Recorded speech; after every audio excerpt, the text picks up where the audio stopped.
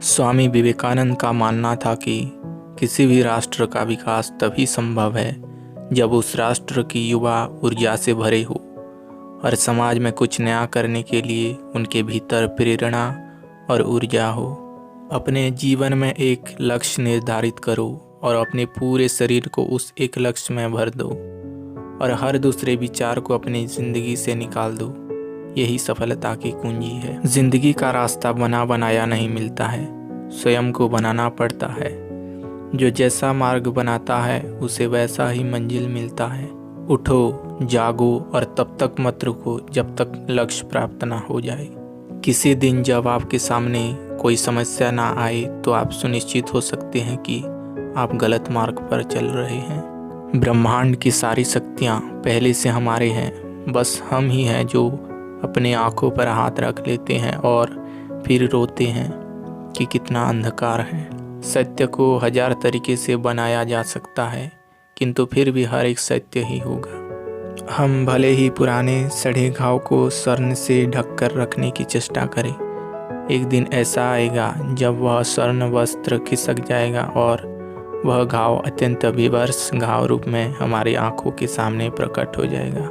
एक बात हमेशा याद रखिए कि संभव की सीमा जानने का केवल एक ही मार्ग है और वह है कि असंभव से भी आगे निकल जाना। जीवन में ज़्यादा रिश्ते होना ज़रूरी नहीं है, पर जो रिश्ते हैं उसमें जीवन होना ज़रूरी है।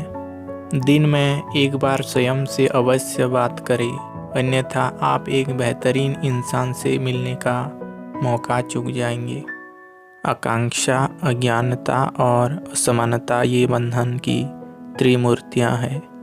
दुनिया मजाक करे या तिरस्कार, उसकी परवाह किए बिना मनुष्य को अपना कर्तव्य करते रहना चाहिए। जिस तरह से विभिन्न स्रोतों से उत्पन्न धाराएं अंत में अपना जल समुद्र में मिला देती है, उसी प्रकार मनुष्य द्वारा चुना गए हर मार्ग, चाहे अच्छा हो या बुरा, भगवान तक पहुंचा जाता है।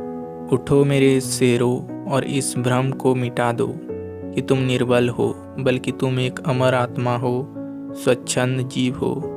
धन्य हो, सनातन हो, तुम तत्व नहीं हो, ना ही शरीर हो, बल्कि तत्व तुम्हारा सेवक है। तुम तत्व की सेवक नहीं हो।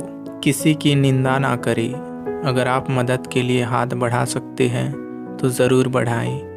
अगर नहीं बढ़ा सकते तो अपने हाथ जोड़िए, अपने भाइयों को आशीर्वाद दीजिए और उन्हें सही मार्ग पर चलने की सलाह दीजिए। आप कभी मत सोचिए कि आत्मा के लिए कुछ असंभव है। ऐसा सोचना सबसे बड़ा अधर्म है। अगर कोई पाप है तो वो ये कहना है कि तुम निर्बल हो या अन्य निर्बल है। अगर धन दूसरों की भलाई करने में मदद करे तो इसका कुछ मूल्य है, अन्यथा ये सिर्फ राख का एक ढेर है और इसमें जितने जल्दी छुटकारा मिल जाए उतना बेहतर है।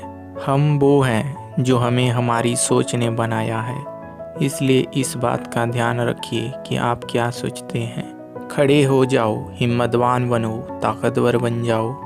सब जवाबदारियां अपने सिर पर ओढ़ लो और समझो कि अपने नसीब के रचयिता तुम खुद ही हो। जिंदगी बहुत छोटी है।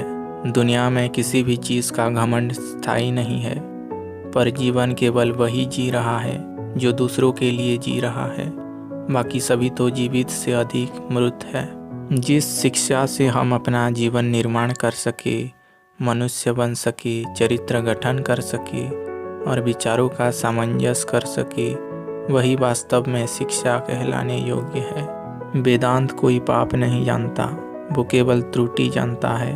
और वेदांत कहता है कि सबसे बड़ी त्रुटि यह कहना है कि तुम कमज़ोर हो, तुम पापी हो, एक तुच्छ प्राणी हो और तुम्हारे पास कोई शक्ति नहीं है और तुम ये नहीं कर सकते। दिल और दिमाग के टकराव में हमेशा दिल की सुनो, क्योंकि दिमाग गलत निर्णय ले सकता है लेकिन दिल कभी नहीं। भय और अधूरी इच्छाएं ही हमारे समस्त दुखों का मूल है।